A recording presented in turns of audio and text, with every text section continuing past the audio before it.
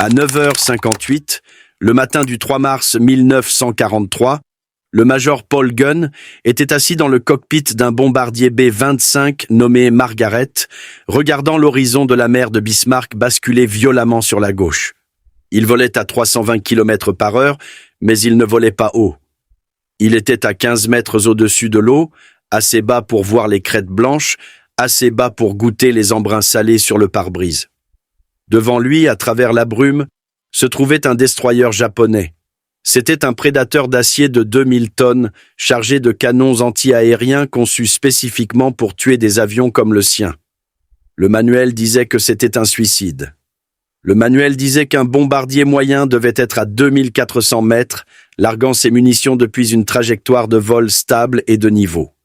Le manuel disait qu'approcher un navire de guerre de face à hauteur de mât était une garantie mathématique de mort. Paul Gunn se moquait du manuel. Il se souciait du bouton de tir sous son pouce. Il ne regardait pas à travers un viseur de bombardement. Il regardait à travers un simple anneau de visée en fer monté sur le capot. Il attendit. Le destroyer grossissait dans le verre. Il pouvait voir les marins japonais s'affairer sur le pont. Il pouvait voir les canons de leurs canons automatiques de 25 mm pivotés se verrouiller sur son nez. La distance se réduisait, 900 mètres, 700 mètres. Les ingénieurs en Californie lui avaient dit que cela ne marcherait pas. Ils lui avaient dit que s'il appuyait sur la détente maintenant, le recul du système d'armes qu'il avait boulonné dans le nez briserait le verre, tordrait le cadre en aluminium et pourrait même caler les moteurs. Ils avaient traité son invention de rêve fiévreux de mécanicien. Ils s'étaient moqués des ressorts qu'il avait récupérés dans une casse pour absorber le choc. Gunn serra plus fort la poignée. Il n'était pas pilote d'essai et il n'était pas ingénieur. C'était un père de 43 ans dont la femme et les 4 enfants mouraient de faim dans un camp de prisonniers japonais à Manille. Il pressa la détente. Le nez du B-25 ne se contenta pas de tirer, il explosa. 8 mitrailleuses de calibre 50 jaillirent simultanément. Ces 120 cartouches quittant l'avion chaque seconde. La force de recul frappa la cellule comme un accident de voiture. Le bombardier vibra, les rivets crièrent, et le cockpit se remplit de l'odeur de la cordite. Mais le verre ne se brisa pas, et les ressorts tinrent bon. En bas, sur l'eau, le destroyer japonais ne disparut pas dans un nuage de fumée.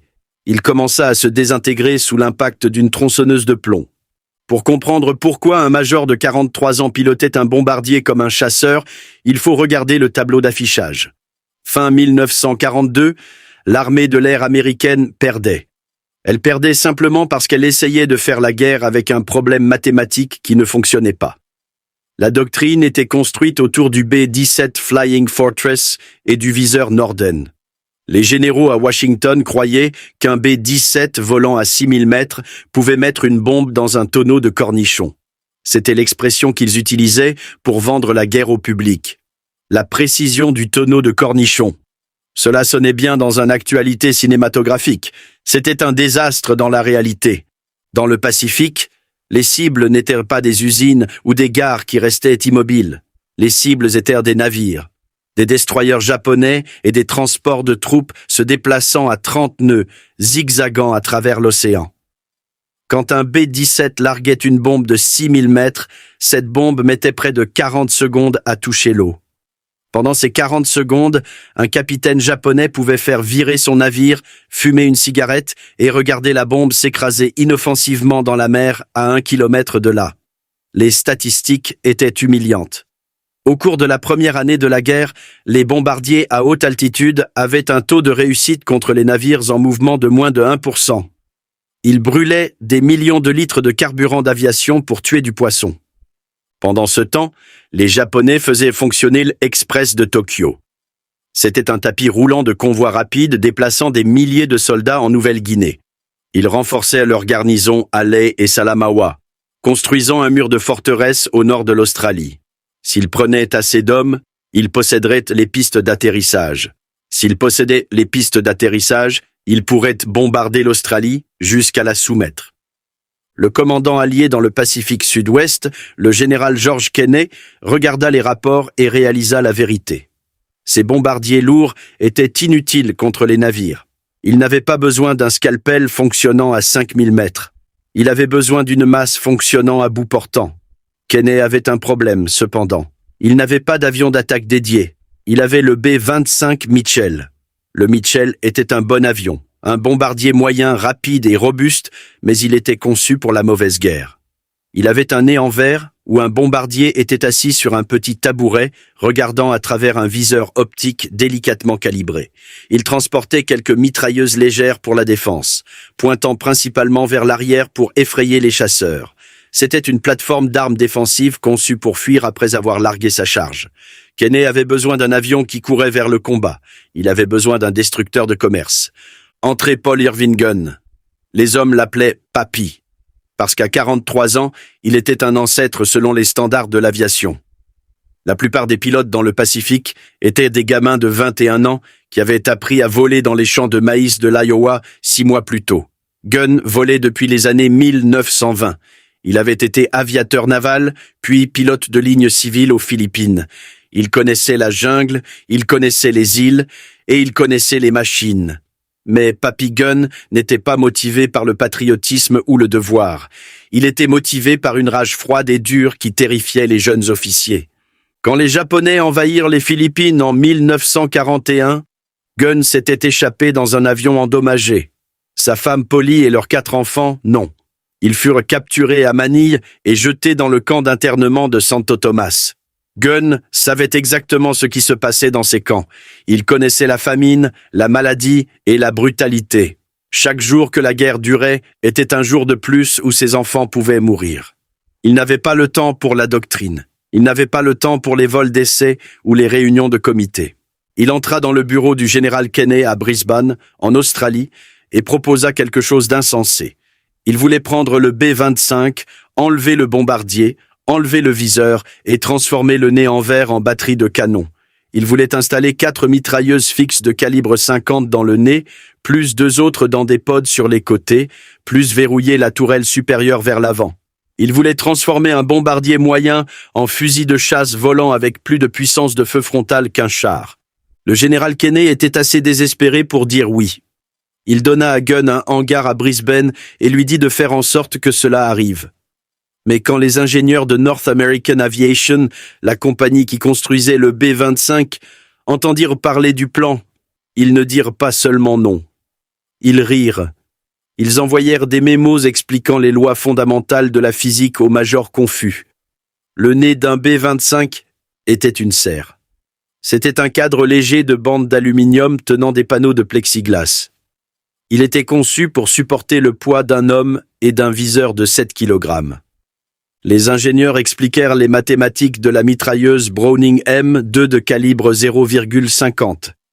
Ce n'était pas un fusil. C'était une pièce de machinerie industrielle lourde. Chaque arme pesait 29 kg. Elle tirait une balle de la taille d'un doigt à 880 mètres par seconde. L'énergie de recul générée par une seule arme était immense. Gunn voulait en mettre 4 dans le nez. Les calculs étaient clairs. Si vous tiriez avec 4,50 simultanément depuis ce point de montage, la force de recul cisaillerait les rivets. La section du nez se détacherait littéralement du fuselage. Même si le cadre tenait, la vibration briserait le verre instantanément, aveuglant le pilote. Et même si le verre tenait, le poids des armes et des milliers de cartouches déplacerait le centre de gravité si loin vers l'avant que l'avion serait impossible à piloter. Il piquerait du nez sur la piste au moment où les roues quitteraient le sol. Ils l'appelèrent la boîte. Boîte suicide. Ils dirent à Kenney que Gunn allait tuer ses pilotes avant même qu'il ne voie les Japonais. Gunn lut les mémos, puis il les jeta à la poubelle. Il ne construisait pas un avion pour passer une inspection de sécurité. Il construisait un avion pour couler les navires qui ravitaillaient les gardiens de prison à Manille. Il alla au tas de ferraille de la base de la Royal Australian Air Force. Il ne chercha pas de l'aluminium de qualité aéronautique. Il chercha de l'acier. Il trouva de vieux amortisseurs, des ressorts lourds et des tampons de feutre utilisés pour les machines industrielles. La théorie de Gunn était simple. Les ingénieurs supposaient un montage rigide. Si vous boulonniez les armes directement au cadre, oui, le cadre casserait. Mais Gunn n'allait pas les boulonner. Il allait les faire flotter. Il conçut un support en araignée, un engin bizarre de tubes et de plaques d'acier qui suspendait les 4 armes lourdes au centre du nez. Les armes reposeraient sur un berceau qui pouvait coulisser vers l'arrière. Derrière le berceau, il installa ses ressorts récupérés et ses amortisseurs. L'idée était que lorsque les armes tiraient, la batterie entière reculerait dans les ressorts, qui mangeraient l'énergie avant qu'elle n'atteigne le délicat cadre en aluminium. C'était de l'ingénierie de garage. Cela semblait laid. Cela ajoutait des centaines de kilos de poids morts dans le nez. Les jeunes mécaniciens dans le hangar regardèrent l'engin et secouèrent la tête. Ils appelèrent ça le jouet de recul de papy. Ils murmurèrent que le vieux avait finalement craqué. On ne pouvait pas juger de l'aérodynamique à l'œil nu. On ne pouvait pas résoudre un problème de centre de gravité avec un chalumeau et une intuition. Mais Gunn continua de travailler. Il perça des trous dans le plexiglas pour les canons. Il fit passer des goulottes de munitions à travers le compartiment du navigateur, transformant le sol en rivière d'étui de laiton. Il boulonna des blister packs sur la peau du fuselage, ajoutant 2 autres armes juste en dessous du pare-brise du cockpit. Quand il eut fini, le B-25 Straffer ressemblait à un monstre de Frankenstein. Il avait des canons sortant de chaque surface. Il était lourd du nez, laid et strictement non autorisé. Le manuel officiel du B-25 Mitchell listait l'armement maximum comme suffisant pour la défense. Papy Gunn venait d'y boulonner assez de puissance de feu pour couper un bâtiment en 2. Maintenant, il devait juste prouver qu'il pouvait voler sans se désintégrer. Le matin du premier vol d'essai, l'aérodrome de Brisbane était silencieux. C'était le genre de silence que vous avez avant une exécution. Les mécaniciens de la ligne de vol se tenaient en retrait, bras croisés, regardant l'étrange bête lourde du nez rouler vers le bout de la piste. Les ingénieurs de North American Aviation avaient déjà déposé leur rapport. Ils s'étaient lavé les mains de la situation. Ils prétendaient que le centre de gravité était maintenant si loin vers l'avant que la roue de nez s'effondrerait à l'impact ou que l'avion refuserait simplement de se cabrer pour décoller. Ils avertissaient que si le Major Gunn tirait avec ses armes en vol, la vibration secouerait le tableau de bord, laissant le pilote voler aveugle dans un nuage de sa propre fumée. Pour eux, ce n'était pas une innovation, c'était $1 million de propriété gouvernementale conduite dans une tombe par un fou. Papy Gunn était seul dans le cockpit. Pas de copilote, pas d'équipage. Il n'allait pas risquer la vie de quelqu'un d'autre sur une théorie. Il poussa les manettes des gaz. Les moteurs cyclones rugirent. 3400 chevaux tirant contre les freins. L'avion trembla. Il se sentait lourd, lent, comme un camion chargé de ciment. Il relâcha les freins. Le B-25 s'élança lourdement sur le tarmac. Il ne voulait pas voler. Le nez semblait collé au sol, alourdi par les canons d'acier, les munitions et les lourds supports en fer. Le bout de la piste se précipitait vers lui. Les ingénieurs regardaient, s'attendant à ce que les pneus éclatent ou que l'avion s'écrase dans la terre. À la dernière seconde possible, Gunn tira sur le manche. Le nez se releva en gémissant. Les roues dégagèrent en la terre de quelques centimètres. Le Straffer était en l'air. Il grimpa à 600 mètres et se dirigea vers la côte. C'était le moment de vérité. Piloter la lourde bête était une chose. Tirer en était une autre.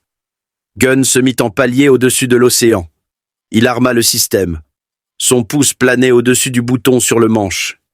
Il n'allait pas seulement tirer des armes. Il allait déclencher une explosion contrôlée à l'intérieur de la cellule. Il pressa le bouton. La réponse fut immédiate et terrifiante. L'avion ralentit littéralement en plein vol. La force de recul de 8 mitrailleuses de calibre 50 tirant simultanément agissait effectivement comme un frein, lui faisant perdre des nœuds. Dans le cockpit, le bruit était assourdissant. Un martèlement continu de marteau-piqueur qui noyait le bruit des moteurs.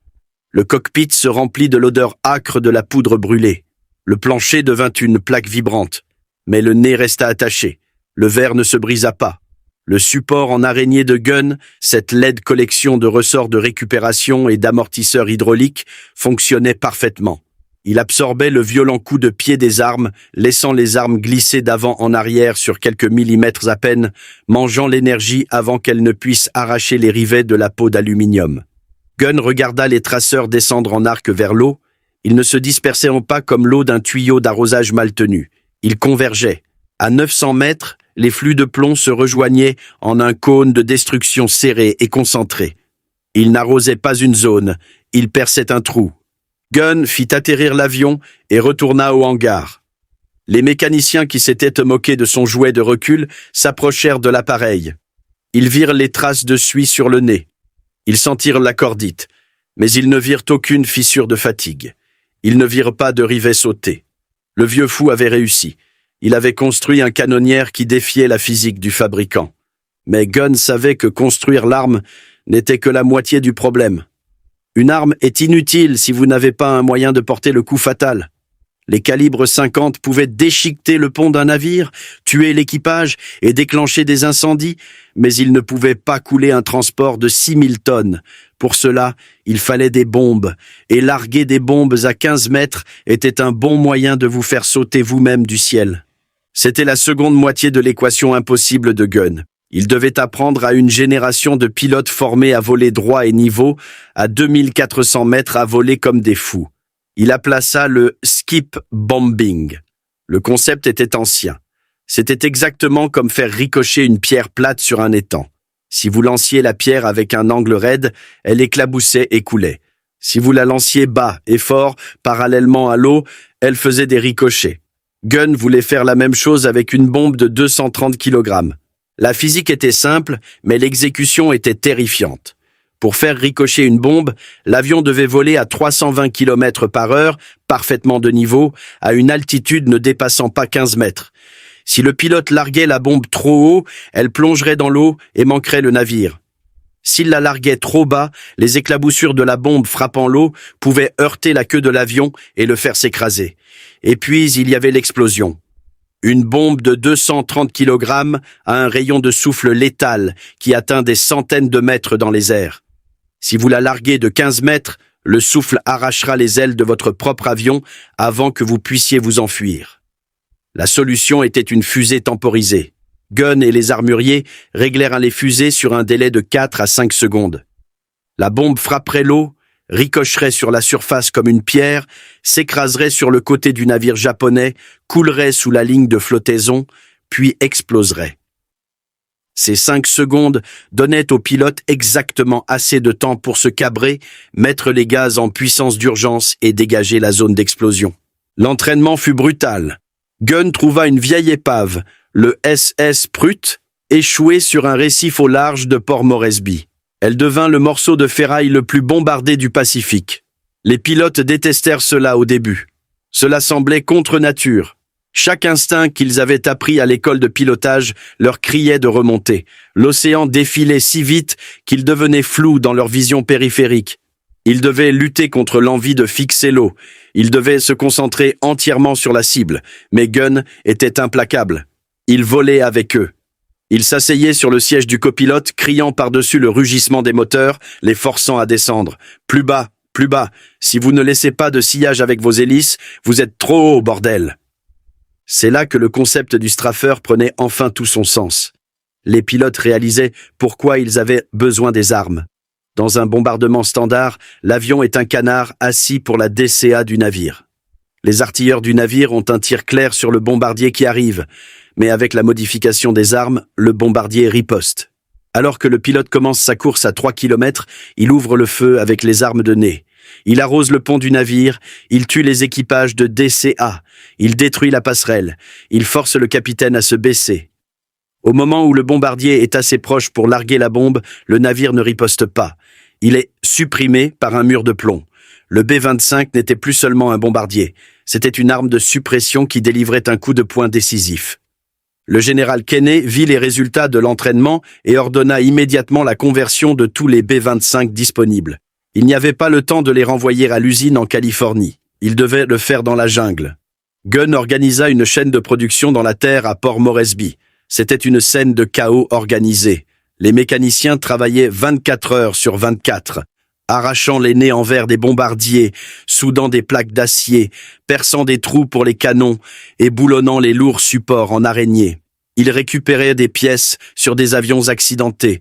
Ils volaient du métal dans les dépôts de ravitaillement. Ils travaillaient sous les pluies tropicales et les épidémies de paludisme. Ils ne construisaient pas de beaux avions. Ils construisaient des Street Fighters. Fin février 1943, Gunn avait un escadron de ces hybrides prêts. Ils étaient laids. La peinture était dépareillée. Les nez étaient couverts de suie.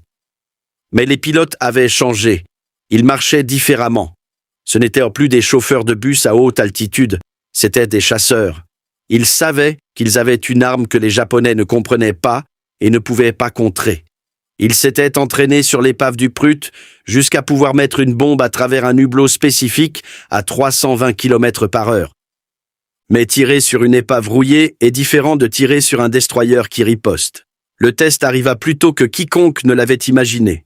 Les rapports des services de renseignement commencèrent à arriver des observateurs côtiers et des décrypteurs. Les Japonais faisaient leurs mouvements. Un convoi massif s'était rassemblé à Rabaul, la principale forteresse japonaise dans la région. 8 destroyers, 8 grands transports de troupes, des milliers de soldats. Ils se dirigeaient vers le golfe de Huon. Ce n'était pas une mission de ravitaillement, c'était une force d'invasion. Si ces troupes débarquaient à Lae, la tête de pont alliée en Nouvelle-Guinée serait écrasée. L'Express de Tokyo arrivait, et cette fois, il amenait toute l'armée. Le temps se gâta. Un cyclone tropical s'abattit sur la mer des Salomon, créant un rideau de pluie et de nuages bas. Les commandants japonais comptaient là-dessus.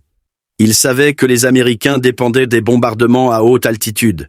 Ils savaient que les B-17 ne pouvaient pas viser des navires à travers une épaisse couverture nuageuse. Ils croyaient que la tempête cacherait leurs mouvements, leur permettant de se faufiler à travers le silence humide et de débarquer leurs troupes sans perdre un seul homme. Ils avaient raison pour les B-17. Les forteresses volantes étaient clouées au sol ou volaient à l'aveugle, incapables de voir l'océan. Les Japonais supposaient qu'ils étaient en sécurité.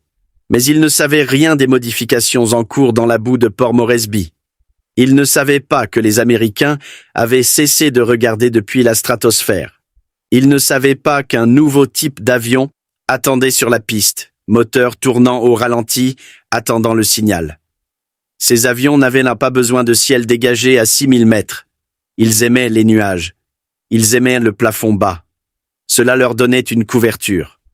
Cela leur permettait de s'approcher furtivement à hauteur de vagues, invisibles, jusqu'à ce qu'il soit trop tard. Le 1er mars, un B-24 Liberator solitaire en patrouille repéra le convoi à travers une éclaircie dans la tempête. Le message radio retourna au quartier général. Convoi de 14 navires se dirigeant vers l'ouest. L'emplacement fut reporté sur la carte. La vitesse fut calculée. Ils se dirigeaient vers la mer de Bismarck. Le piège était tendu. Le général Kenney regarda la carte. Il regarda les rapports de ses officiers météo. La tempête devait se lever dans 2 jours. Il regarda Papy Gunn. Le temps du soudage et des tests était terminé. La théorie du ressort de recul et de la bombe à ricochet allait être testée contre 16 navires de guerre et 7000 hommes prêts à mourir pour leur empereur. L'ordre fut donné aux escadrons. Ciel dégagé prévu. Effort maximum. Les équipages furent briefés sous des tentes humides. On leur montra les silhouettes des destroyers japonais. Asashio, Arashio, Tokitsukaze, des navires de guerre rapides et modernes avec des canons de 127 mm et des batteries de canons automatiques de 25 mm. Les pilotes regardèrent les photos de reconnaissance floues.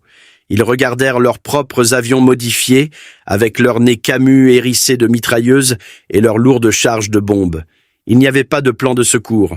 Si l'idée folle de Gunn échouait, les B-25 seraient balayés du ciel comme des mouches et l'armée japonaise déferlerait sur la Nouvelle-Guinée. Le matin du 3 mars, les nuages commencèrent à se lever. La mer de Bismarck s'étendait, plate et grise. Le convoi japonais se déplaçait en formation défensive serrée.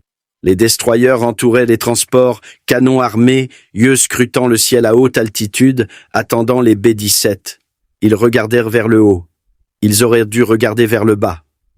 À 10 heures, la bataille de la mer de Bismarck cessa d'être une bataille et devint une exécution. Les capitaines japonais sur les destroyers étaient des hommes expérimentés. Ils savaient comment fonctionnait la puissance aérienne américaine. Ils s'attendaient au bourdonnement lointain de lourds moteurs à 6000 mètres. Ils s'attendaient à voir de minuscules points noirs larguer des bombes qui mettraient 40 secondes à tomber. Ils avaient leurs barreurs prêts à tourner les gouvernes durement à tribord ou bâbord, esquivant les bombes avec aisance. Ils regardaient les nuages, attendant les B-17. Ils jouaient une partie d'échecs contre un grand maître qui se déplaçait très lentement.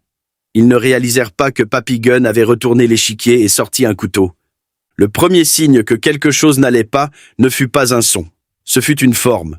Sortant de la brume à l'horizon, un essaim d'avions apparut, mais ce n'étaient pas les points à haute altitude que les Japonais étaient entraînés à repérer. Ces avions rasèrent la mer, volant si bas que leurs hélices soulevaient des embruns de la surface de l'océan. En tête arrivaient des chasseurs lourds australiens Beaufighter, de puissants bimoteurs avec 4 canons dans le nez. Ils vinrent en premier, agissant comme l'équipe de suppression, ratissant les ponts des destroyers pour forcer les servants des canons à garder la tête baissée. Puis vinrent les B-25, les Straffer, le 90e escadron, le 38e groupe. Ils arrivèrent en ligne, un mur d'aluminium se déplaçant à 320 km/h. Dans le bombardier de tête, le pilote se mit en ligne sur le destroyer Arashio. Le navire japonais était une bête de 2000 tonnes, hérissée d'armes. Dans un engagement normal, le destroyer gagne ce combat. Ses canons principaux de 127 mm peuvent vaporiser un bombardier à 5 km. Ses canons automatiques de 25 mm peuvent déchiqueter une cellule à 1,6 km. Mais l'Arashio ne pouvait pas tirer ses canons principaux sur une cible volant à 3 mètres au-dessus de l'eau. Les canons ne pouvaient pas s'abaisser assez, et les servants des canons automatiques regardaient dans les canons de quelque chose qu'ils n'avaient jamais vu auparavant. Le pilote du B-25 actionna le bouton. C'était le moment dont les ingénieurs de North American Aviation avaient averti. C'était le moment où le nez était censé se détacher. Le pilote pressa la détente. Le système de ressort de recul, ce vilain engin bricolé de ressorts de récupération et d'amortisseurs, recula violemment. Toute la cellule gémit sous la contrainte. Le cockpit vibra si violemment que les instruments devinrent flous. Mais les rivets tinrent, le verre tint, et du nez de l'avion, un flux solide de projectiles incendiaires perforants jaillit.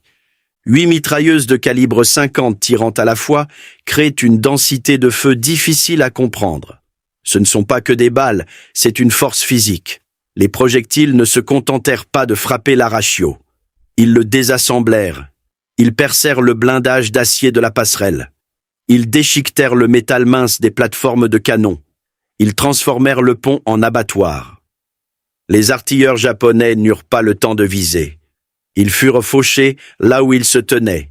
Le système de recul fonctionnait si bien que les pilotes pouvaient maintenir la détente enfoncée pendant 3, 4, 5 secondes. Ils pouvaient promener le feu de la proue à la poupe du navire, l'arrosant comme s'ils nettoyaient une allée. Mais les mitrailleuses n'étaient que l'ouvre-boîte. La bombe était le couteau. Le pilote maintint la descente jusqu'à ce que le destroyer remplisse tout le pare-brise.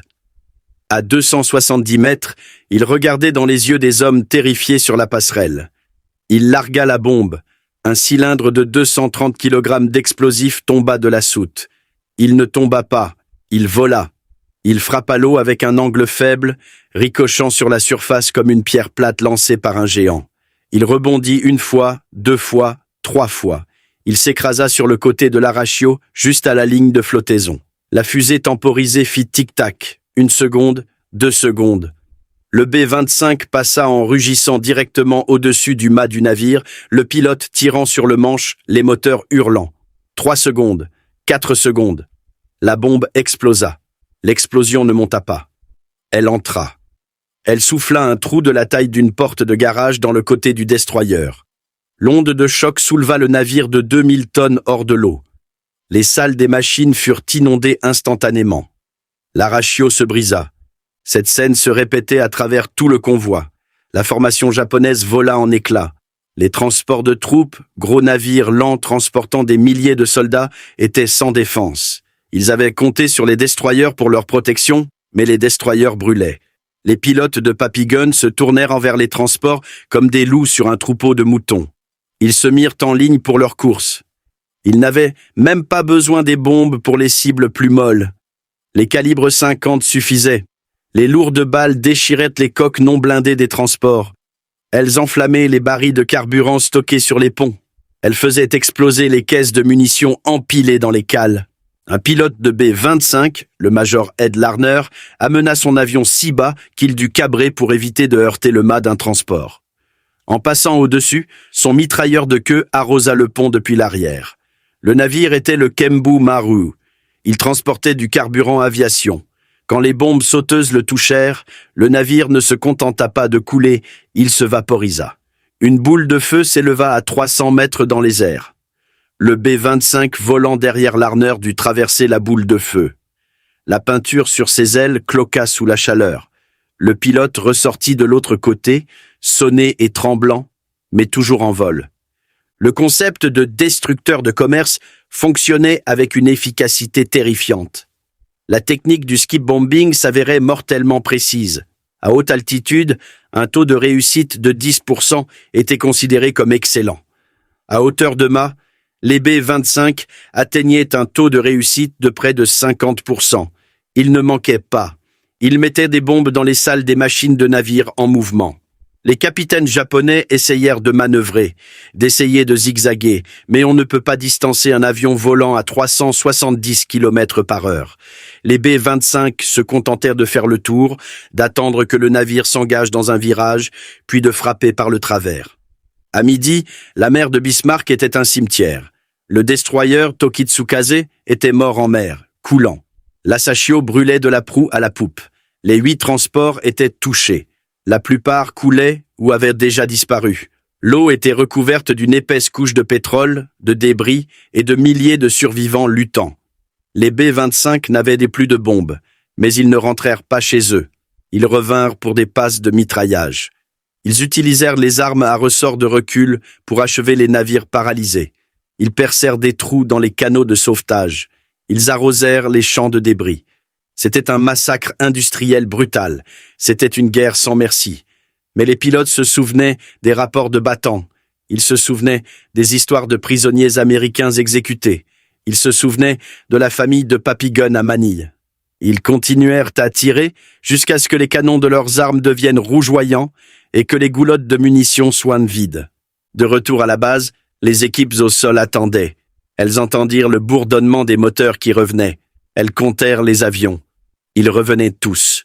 Certains avaient des trous dans les ailes. Certains avaient des morceaux de gréement de navires japonais coincés dans leur train d'atterrissage. Un B-25 atterrit avec une roue de nez écrasée. Non pas à cause d'un mauvais atterrissage, mais parce qu'il avait heurté la cheminée d'un transport en train de couler. Les pilotes descendirent des cockpits. Ils étaient trempés de sueur. Leurs mains tremblaient à cause de l'adrénaline et des vibrations. Ils entrèrent dans la cabane de débriefing et jetèrent leurs casques de vol sur la table. Le général Kenney regarda les rapports. Il n'en croyait pas ses yeux. En une seule matinée, les boîtes suicides de Papy Gunn avaient causé plus de dégâts à la marine japonaise que toute la 5e force aérienne n'en avait causé au cours des 6 mois précédents. Les B-17 à haute altitude, qui avaient également participé au raid, revendiquèrent quelques coups au but. Mais les photos de reconnaissance racontaient la véritable histoire. Les navires avaient des trous dans leurs flancs juste à la ligne de flottaison. C'était la signature de la bombe sauteuse. Les ponts étaient déchiquetés, les passerelles détruites. C'était la signature du nez Straffer. La physique impossible du système de recul avait tenu. Les ressorts avaient absorbé l'énergie de centaines de milliers de cartouches. Les supports n'avaient pas craqué. Le verre ne s'était pas brisé. Les ingénieurs qui s'étaient moqués de l'idée, qui avaient écrit les mémos sur le centre de gravité et les fractures de fatigue, étaient silencieux. Les mathématiques disaient que c'était impossible. Les épaves brûlant dans la mer de Bismarck disaient le contraire. Ce soir-là, l'Express de Tokyo cessa d'exister. Le haut commandement japonais à Rabaul était sous le choc. Ils avaient perdu une division entière de troupes. Ils avaient perdu des destroyers vitaux. Ils avaient perdu la capacité de renforcer la Nouvelle-Guinée par mer. Ils envoyèrent un message à Tokyo. L'ennemi a développé un nouveau type de bombardement. Il est extrêmement bas et extrêmement précis. Ils ne savaient pas que c'était l'œuvre d'un major de 43 ans avec un poste à souder et une rancune. Ils savaient juste que la mer de Bismarck était désormais fermée à la navigation. La victoire était absolue. 8 transports coulés, 4 destroyers coulés, plus de 3000 soldats japonais tués. Les Américains perdirent 13 hommes. C'était l'une des victoires les plus déséquilibrées de l'histoire de la guerre navale. Et elle fut remportée par un avion qui n'était pas censé exister, utilisant une tactique que le manuel qualifiait de suicide, tirant à travers un système de montage fait de ferraille. Papy Gunn sortit sur la ligne de vol cette nuit-là. Il toucha le nez de son B-25. Le métal était froid maintenant. La suie était épaisse sur l'aluminium. Il vérifia les ressorts sur le support. Ils étaient comprimés, usés, mais non brisés. Il alluma une cigarette et regarda vers le nord en direction des Philippines. Il avait tué beaucoup d'hommes ce jour-là. Il avait coulé beaucoup de navires, mais il savait que ce n'était pas assez. Sa famille était toujours à Santo Tomas. La guerre n'était pas finie. Il devrait construire plus d'avions. Il devrait trouver plus d'armes. Il devrait tuer plus de destroyers, et que Dieu aide quiconque lui dirait que c'était impossible. Le silence qui suivit la bataille de la mer de Bismarck fut plus fort que les coups de feu.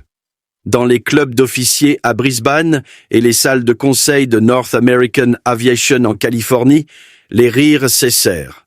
Le ressort de recul n'était plus une plaisanterie, c'était la nouvelle doctrine. Les ingénieurs qui avaient écrit de longs mémos expliquant pourquoi le B-25 se désintégrerait si l'on mettait des mitrailleuses dans le nez devaient maintenant expliquer pourquoi un mécanicien dans la jungle avait déjoué tout leur département de conception. Ils n'envoyèrent pas d'excuses. Ils envoyèrent une équipe de dessinateurs avec des maîtres rubans. Ils arrivèrent à l'atelier en plein air de Gunn, à Port Moresby, transpirant dans leurs uniformes propres, tenant des tablettes. Ils grimpèrent sur les B-25 de combat couverts de suie. Ils mesurèrent l'épaisseur des plaques d'acier. Ils esquissèrent les vilains supports en araignées soudées. Ils tâtèrent les amortisseurs récupérés. Ils réalisèrent que si les mathématiques disaient que cela ne devrait pas voler, la physique du combat disait que c'était le bombardier moyen, le plus meurtrier du monde. Les représentants de l'usine firent exactement ce que les hommes intelligents font quand ils ont été battus. Ils volèrent l'idée. Ils emballèrent leurs dessins, retournèrent aux États-Unis et commencèrent à construire le B-25J. Quand les nouveaux modèles J sortirent des chaînes d'assemblage à Kansas City, ils n'avaient pas un nez en verre pour un bombardier. Ils avaient un nez métallique solide, rempli de 8 mitrailleuses de calibre 50 installées à l'usine, utilisant une version améliorée du système de suspension de Papy Gunn. Ils l'appelèrent le modèle Straffer. Le manuel fut réécrit. La boîte suicide devint la configuration standard pour le reste de la guerre. Gunn n'obtint pas de brevet. Il ne reçut pas de chèque de redevance. Il eut juste la satisfaction de regarder des milliers de clones construits en usine de son avion impossible arriver dans le Pacifique pour finir le travail qu'il avait commencé. Mais Gunn n'avait pas fini. La victoire à la mer de Bismarck ne le satisfaisait pas. Elle prouvait juste que sa méthode fonctionnait. Sa famille était toujours à Santo Tomas. Les Japonais étaient toujours aux Philippines. Alors Gunn continua d'escalader. Si les mitrailleuses de calibre 50 étaient bonnes, décida-t-il, un canon serait mieux. Il prit une pièce d'artillerie de campagne de 75 mm, une arme conçue pour être tractée par un camion et tirée depuis le sol, et décida de la fourrer dans le nez d'un B-25. Le recul d'un canon de 75 mm, c'est comme se faire percuter par un train de marchandises. Quand il tira, l'avion faillit s'arrêter en plein vol. Les rivets sautèrent, la structure gémit, mais il le fit fonctionner. Il créa un chasseur de chars volant qui pouvait couler un navire avec un seul obus à 3 km de distance. Il vola sur ses Frankenstein jusqu'à ce que son corps commence à le lâcher.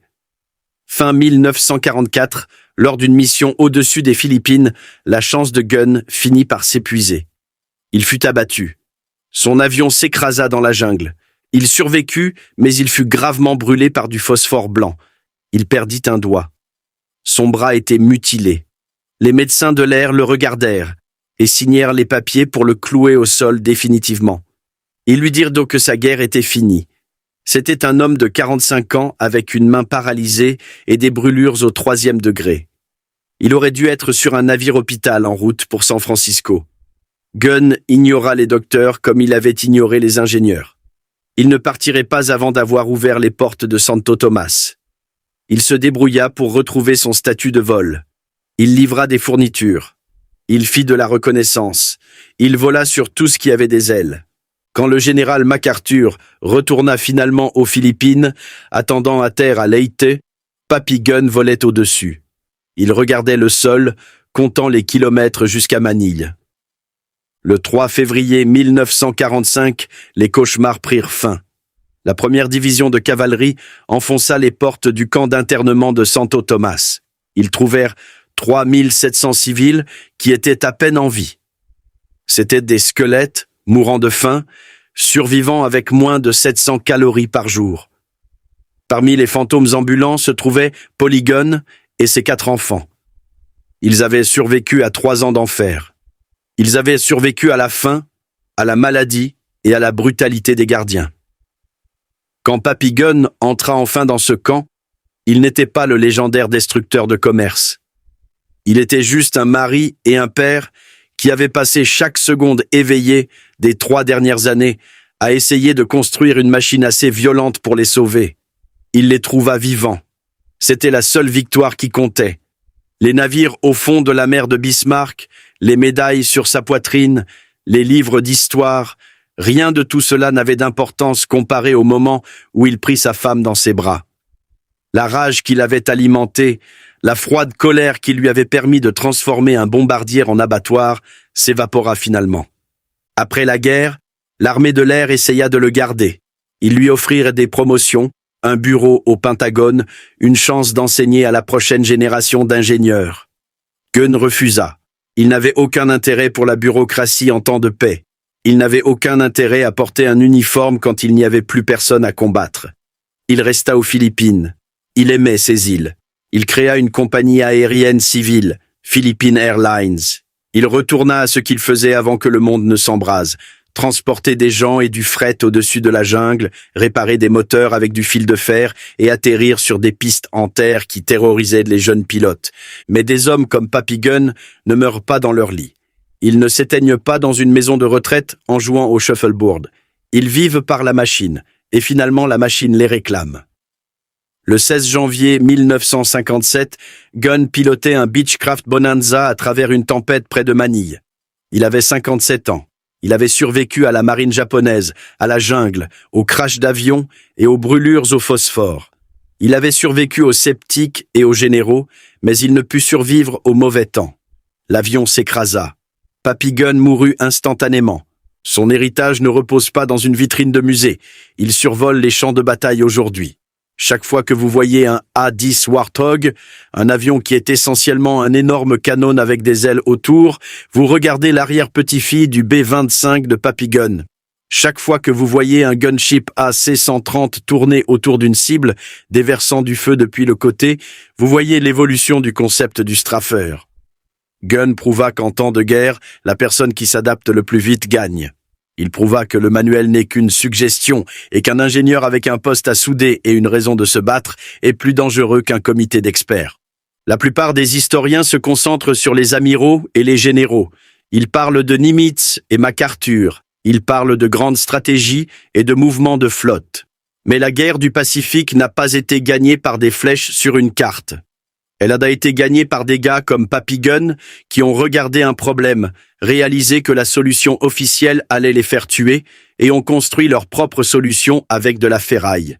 Il a pris un bombardier défensif et l'a transformé en une arme offensive qui a brisé les reins de la marine marchande japonaise. Il l'a fait alors que tout le monde lui disait qu'il était fou. Il l'a fait pendant qu'il se moquait de son ressort de recul. Et il l'a fait pour la raison la plus simple de toutes. Il voulait juste récupérer ses enfants. Si cette histoire vous a ému, si vous croyez que l'innovation vient souvent de ceux qui ont les mains sales plutôt que de ceux qui sont en costard, faites-moi une faveur et appuyez sur le bouton « J'aime ». Cela dit à l'algorithme que ces histoires comptent. Cela nous aide à trouver d'autres légendes oubliées comme Papy Gunn. Et assurez-vous d'être abonné. Nous fouillons les archives chaque jour à la recherche d'hommes et de femmes qui ont changé l'histoire avec rien d'autre que du cran et un refus d'abandonner. Laissez un commentaire ci-dessous et dites-nous quelle est la modification de terrain la plus folle dont vous ayez jamais entendu parler. Avez-vous déjà dû réparer quelque chose quand les experts disaient que c'était cassé pour toujours? Nous voulons entendre vos histoires. Nous lisons chaque commentaire. Merci d'avoir regardé. Merci de faire partie de cette communauté. Nous sauvons ces histoires pour que Paul Papy Gunn ne disparaisse pas dans le silence.